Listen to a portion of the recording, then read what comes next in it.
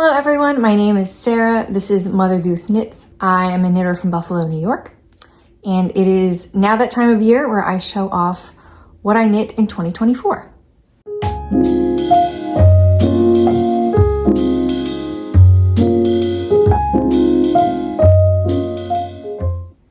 In 2024, I knit 11 items. I knit 6 sweaters, 1 shawl, 1 cowl, 2 hats, and 1 pair of baby mittens. Even though I didn't knit a whole ton of items, a lot of the items I did make were made with hand spun yarn. So I had to spin the yarn first, create the yarn, and then knit with it to complete the project.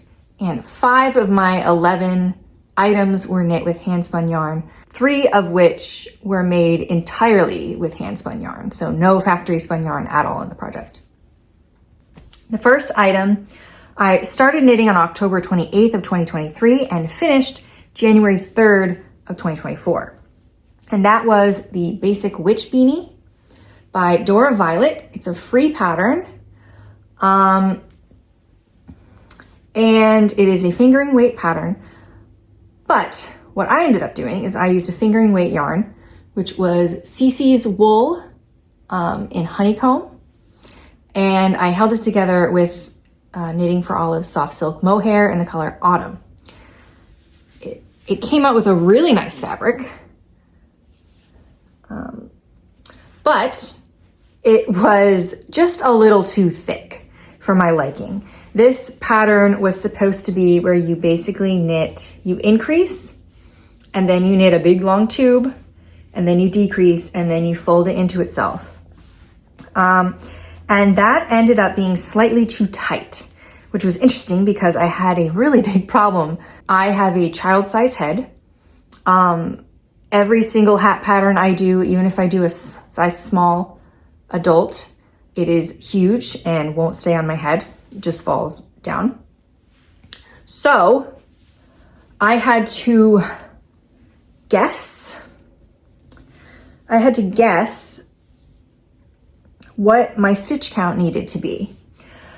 I started with 125. I am pretty sure the pattern started with 150 or something around there. So I really decreased it right off the bat. I also knit it in stockinette for some reason because I didn't want to do ribbing. I don't know why, that was dumb. But it didn't work. I ripped it back. I then knit it to 116 stitches. That was still too big. So I just decided, you know what, this is dumb. I'm gonna take out the whole thing. I'm gonna do the ribbing like the pattern says, so I get the item that I actually want. So I did the ribbing and I only ended up doing 106 stitches. And that ended up working.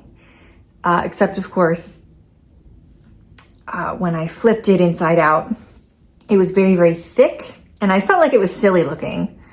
And also it was just slightly too tight, which was annoying because I was trying so hard to not make it so big. But later on in the year, once winter came around again and I got out all of our winter stuff, I decided to rip this back a little bit. And now it's just a single thickness hat and I just folded this over twice. And I think it looks cute. My daughter says I look like a Smurf, but Smurfs are cute, so that's good. I like the hat very much. I'm grateful for the free pattern. Again, this is Basic Witch Beanie by Dora Violet.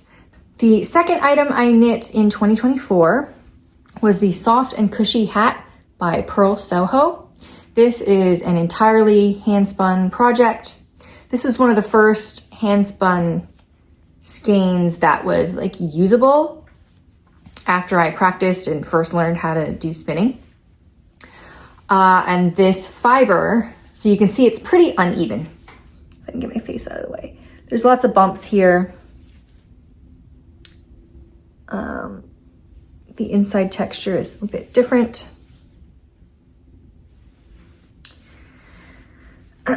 And this was spun with BFL from Friends in Fiber in the color Pumpkin Patch. I spun 8 ounces of this fiber, basically into a worsted weight or Aran weight, but it was pretty uneven. I still was able to use it to knit the arboreal sweater, which I was working on in 2023, actually on the way to New York Sheep and Wool Festival. But I had extra left over and I wanted to use it because it's my precious hand spun. So I decided to try out the Soft and Cushy hat. Now this pattern, again, it's free from Purl Soho, and it's made with this sort of slip, or it's made with this interesting rib pattern. So it was 1 row of knit 1, purl 1. Then the next row was, or was it purl 1, knit 1, and then the next row was purl 1, knit 1 in the stitch below. So it took up quite a bit of yarn. It takes up more yarn than a normal project would, so it's extra thick. And it felt like it took forever to knit this very small hat, just because of the stitch pattern. But it's really interesting. I think it works well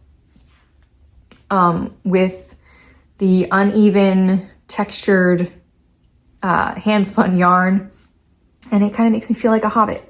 So it's like very goblin core. So I'm into that, but I mean, it's not my personal style, but goblin core is really cool. Anyway, that is that. Hat number 2. And those are the only 2 hats I knit for this entire year. Next up is the first garment of 2024. And that is the Sila. This is a pattern from Len magazine. And it is just a really simple, bulky weight raglan. But it's intended to be knit with a fluffy alpaca yarn. I did not purchase the yarn that was in the pattern. I did, however, find the Lion Brand Chainette. It's in the color golden. It is 70% alpaca, 18% wool, and 12% nylon. And it has a nice halo. It's very fuzzy. It feels very soft. Now, I think that I am probably a little bit sensitive to alpaca because it does irritate my neck a little bit around here, which I was disappointed by because I put it on and I was like, oh, it's so soft. And then I just went, ooh, it's kind of itchy a little bit, but not like a wool itchy, you know? I don't know. I think I might just be sensitive to alpaca, but that is the Sila. I know I did do a vlog when I knit this. And it's really just a simple raglan. So, and that's the first Sila I did. I actually knit a second Sila. Not because I particularly love this pattern, but I had some yarn that would work for it. And since it's so simple and easy to do and fits nicely, I just figured, hey, let's knit it again. So, but that happens to be the very last sweater that I knit in 2024. So I will show that in a few minutes. Next sweater. This was another free pattern. And this pattern was written entirely in Finnish. So I used Google Translate to translate it because I really liked this colorwork pattern. It's called Retkika Veri. I think it translates to hiking buddy. And that is this.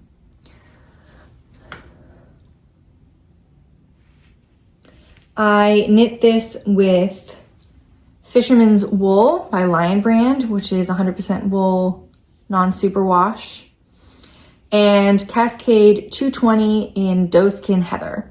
I had some extra doeskin heather from my arboreal sweater, so I decided to use up some of the scraps with this one.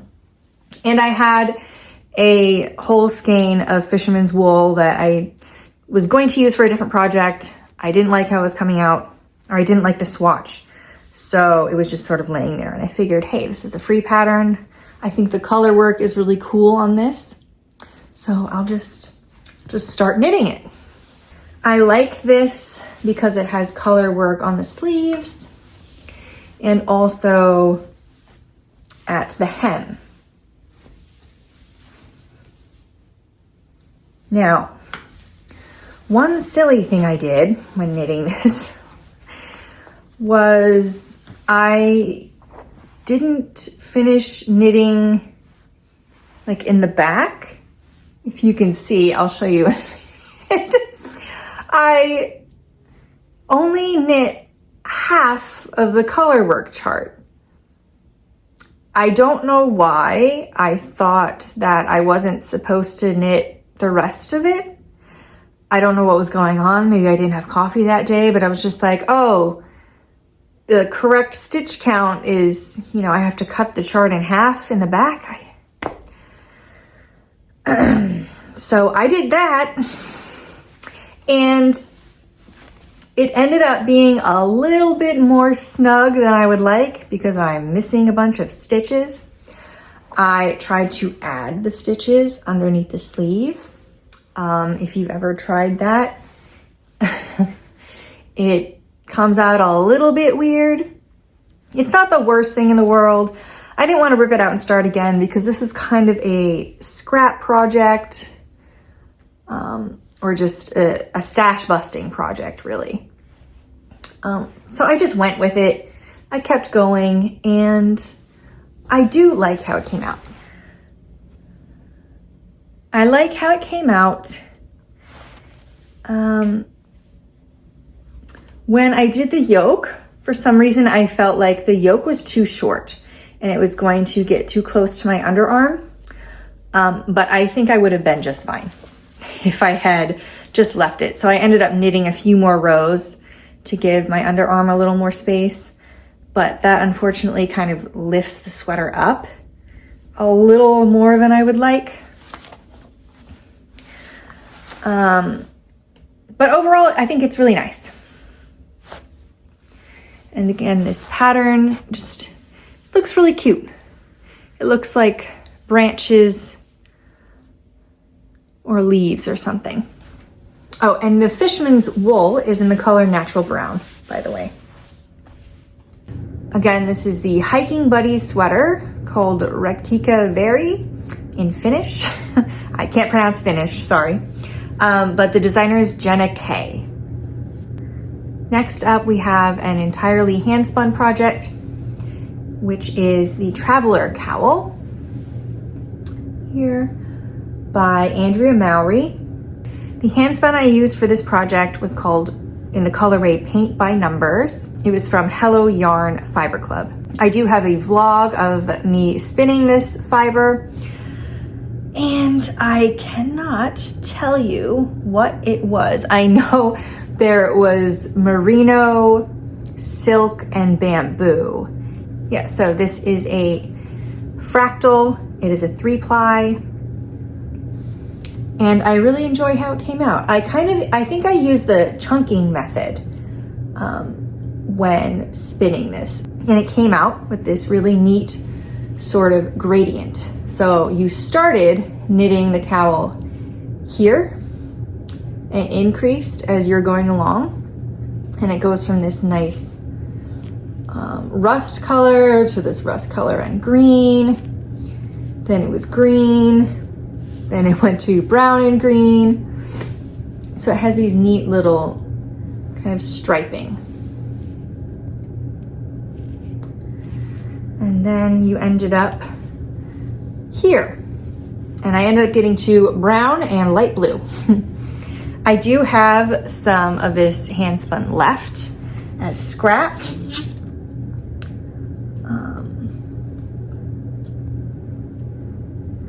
So I have a little ball right here and a little ball right here.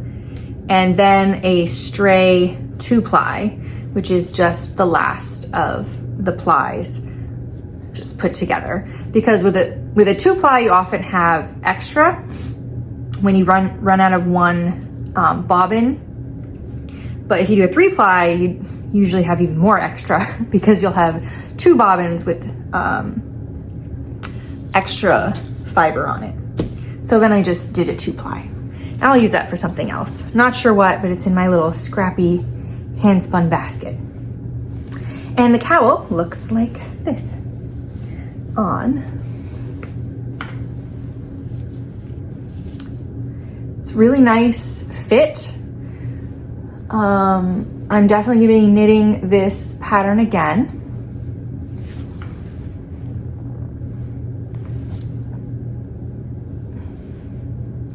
And this is so wearable. I wasn't so sure about the colorway. I thought the colors were gonna be ugly and that they weren't gonna blend well together. Like especially here, you know, there's brown and neon green, and I was like, oh, it's gonna be ugly. But this matches so much of my wardrobe. I have multiple t-shirts I can wear this on top of. And you know, it matches everything. So I was very happy with it. I was surprised on how nicely it turned out. So definitely this cowl is one of my favorite things I knit this year. I will be knitting this again. I also, I don't know what it is about this like ribbed, it's not ribbed, but this texture. It's basically like 3 knits and 2 purls, and just, it looks so cool, especially with hand spun. I kind of have a obsession with the Traveler pattern series that Andrea Mowry made or created. I don't even know why. I love it so much. I have the cowl. I've done the Traveler hoodie twice. I really want to do the Traveler shell. And I was even looking at the Traveler, the shawl, even though I'm not a big shawl person.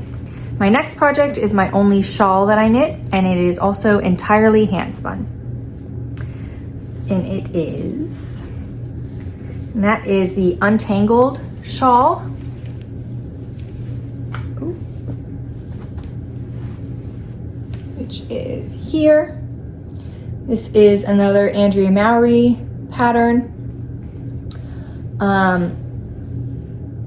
And the yarn I used, the gray, is just a plain gray Corriedale. I spun this in August of 2023 and just sort of kept it around. It was definitely my first hand spun that was, again, usable. I think I bought 16 ounces of it or something like that and just kept spinning it. And I ended up with definitely a textured, kind of uneven yarn that was pretty thick. And it ended up kind of averaging out at an Aran weight or even a bulky weight. And this pattern was for an Aran weight. So I just figured, you know, a shawl, if it's not on gauge, it doesn't really matter, right? So it's huge. I don't know. I don't wear shawls that much. So I don't really know how to wear them. It's so big, it's like a blanket. But the contrasting color was another hand spun. You can see it a little better on this side. It's this pink and golden colorway called Sunburst, again by Hello Yarn Fiber Club. And that was 6 ounces. Unfortunately, I didn't write what the fiber was. I know the gray is Corriedale, but I don't know what this pink and gold is. I'd have to go find, I don't know if I have the bag anymore either. And I don't know if I have the tag anymore. But I did do a vlog of spinning this yarn. I did mini bats, and I just kind of did a gradient See here, it's pink. There are these baubles. And then there's a section of brioche right here, 2-color brioche. I wanted to try the 2-color brioche because I'd never done that before. And then there's more stripes with baubles, and then another brioche section. Brioche was interesting. I can't say it's my favorite. There was a learning curve. You can see then it fades to this golden, pink again. And then you get to the end of the shawl, and right here, there are these stripes with these yarn overs and baubles. And it was supposed to be, first of all, there's supposed to be more of this. It's supposed to be a lot thicker or a lot wider. And these thick pieces here were supposed to be in this pink color.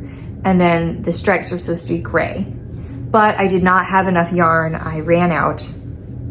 So I kind of just went with it. I was just happy that I was able to use my gray Corriedale. I was just kind of dying to use it to knit something. Since I spent so much time on it, I had so much of it. And I really loved this, the sunburst colorway. I thought the pink and the gold was really pretty. So I think this made a really nice and warm shawl. Now that I've been spinning a little bit more often,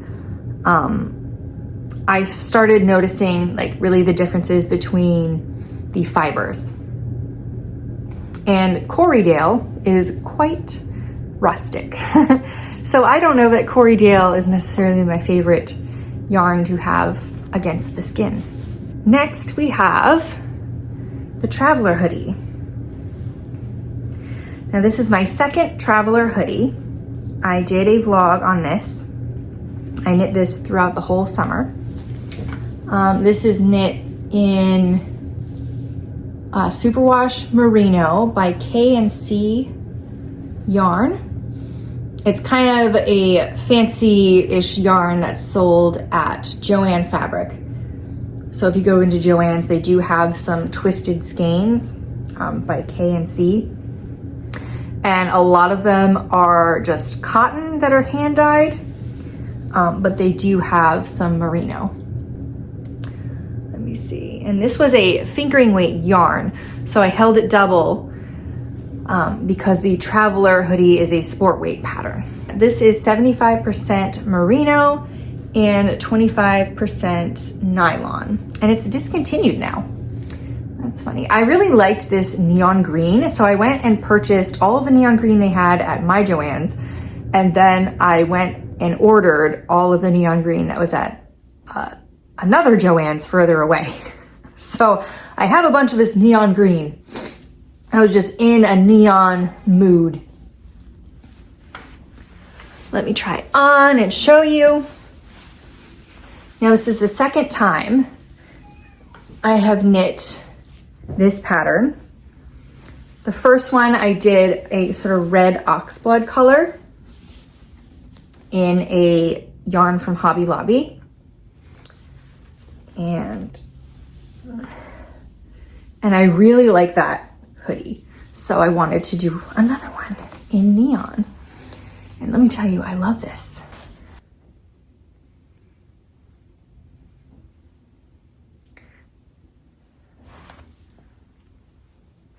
It has this little I-cord, drawstring. It's got a cute hood. There is an option not to knit the hood and to just do a crew neck. Now, because this, here, let me show you the hood. It really looks very nice.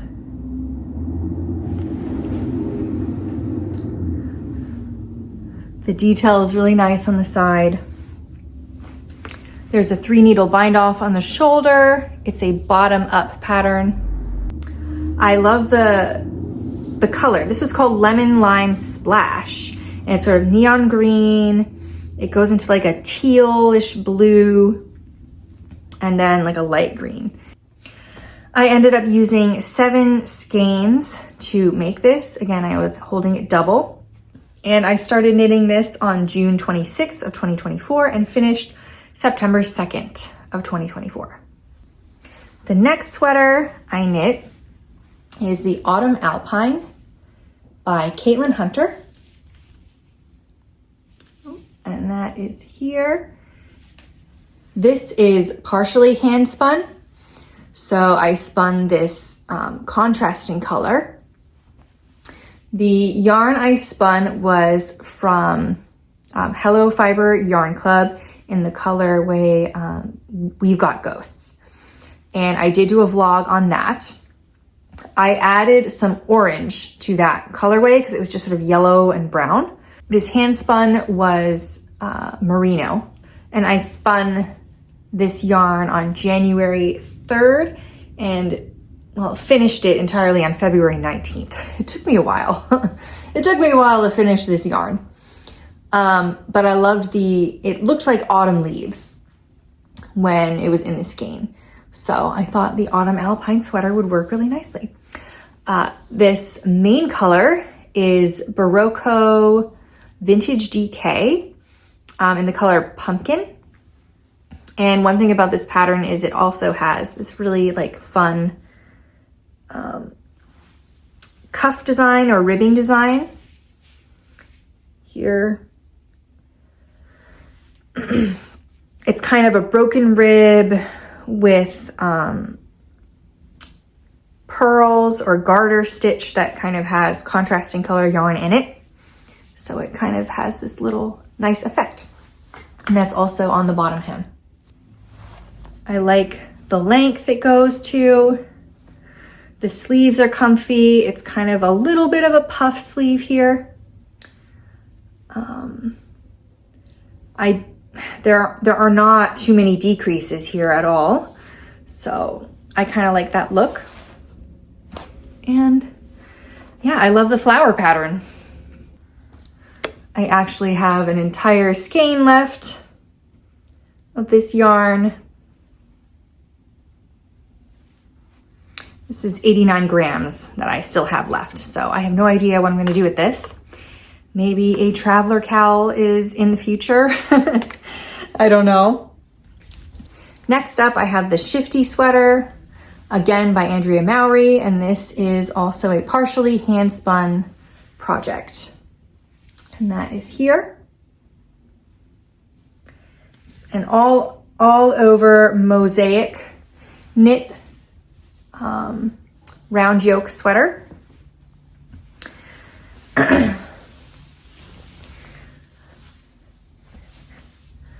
The main color for this sweater was Lion Brand's Superwash Merino in the color Berry. I ended up only using 3 skeins of this, which was 918 yards. And the contrasting color was hand spun in the colors Fireside and Fading Light. Both of those I did vlogs on making them. Fireside was a Corriedale and Fading Light was a Rambouillet. They were both very similar, purple colors. The Rambouillet or the Fading Light colorway had a bit lighter of colors. I thought that maybe this pattern was going to be a little difficult because it's all over color work. It was mosaic knitting, which I'd never done before, but it was actually really easy and really fun. And it was easy to, when you're trying to make sure the sleeves are even and you don't want to count every single row, you kind of have to. And, I'll put stitch markers every 4 or 6 rows to make sure I'm decreasing it at the same rate. With this pattern, it was really easy because you have 3 repeats of, they're short, what does she call them? Blips. And then 3 repeats of bigger blips. So you can see visually where, really easily, what row you're on. So you can just sort of count by looking at it. And I thought that was really convenient and it looks really nice. So you can see there's big blips and little blips. So it looks interesting and it's useful when you're actually knitting it. So I think that's really smart. I also have a lot of leftover yarn, hand spun. This was the Fireside. You can see all the different colors in there. And I still have quite a lot of the Rambouillet. Now, these are both 3-ply sport weight. This actually I could do worsted weight. I think this could this is definitely a sport weight, but this could pass as DK or maybe even worsted weight. The Rambouillet is very fluffy. It's very much similar to merino. I think it's called French merino or something. And so this puffed up a lot more than the Corriedale. And I started this shifty sweater on September 16th and finished it October 29th. I also have a vlog where I made this sweater. We're at the home stretch. Last but not least is my final sweater and, final sweater. But before I show you my final sweater, I'm going to show you my little mittens. I did this in one of the Vlogmas episodes, just little toddler mittens. I just self-drafted these and did some duplicate stitches on the top just to give it a little pattern with some scrap bulky yarn. I don't even know what this yarn is or what it was called.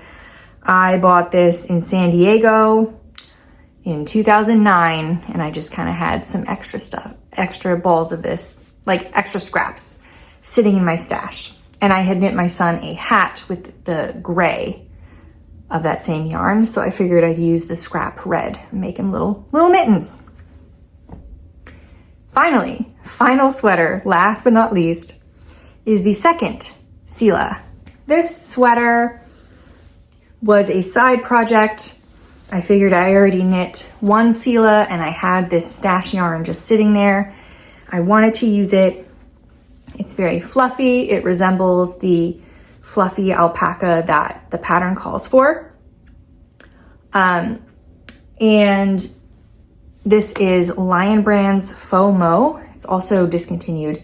It's supposed to be a faux mohair. It looks more like a Surrey alpaca. It's just fluffy. But it's definitely soft, cozy, comfortable. And this is the colorway Spice. It was on clearance when I bought it. It was about $2 per skein. And there was a bunch of this. There was 5 skeins of this Spice colorway. Then there was a light gray and a sort of medium gray. So I picked up those. But I ended up making the sweater out of this. And this is what it looks like. I did a split hem here. I kind of wanted to see what that would look like. And it's just really soft and comfortable. Not much to say about it. Really, it was just a good stash buster. I figured, this was easy to knit. Just pick it up, go. If I wanted a break from another project that was a little complicated, I could just pick this up. I didn't really have to look up where I was in the pattern, I don't even think I paid attention to how many increases I did.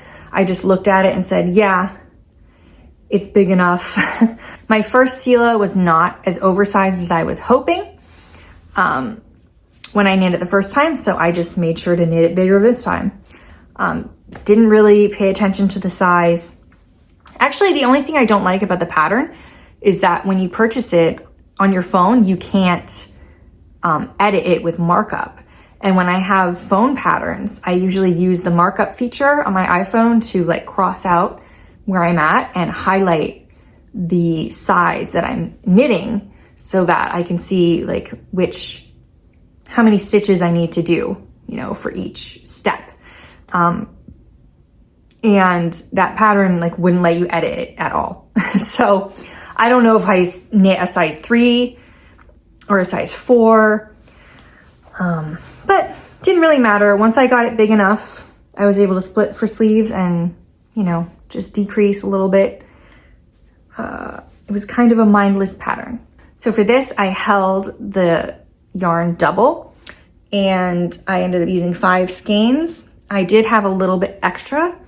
I was afraid I was going to run out, and this is discontinued. So I was a little worried. Maybe I'd have to unravel one of the sleeves or do a 3/4 sleeve, but I actually have enough. So for the second Sila sweater, I started knitting this April 20th, 2024, and finished it December 27th, 2024. So that is everything I knit in 2024. Thank you for watching this far, and I will see you guys next time. Bye.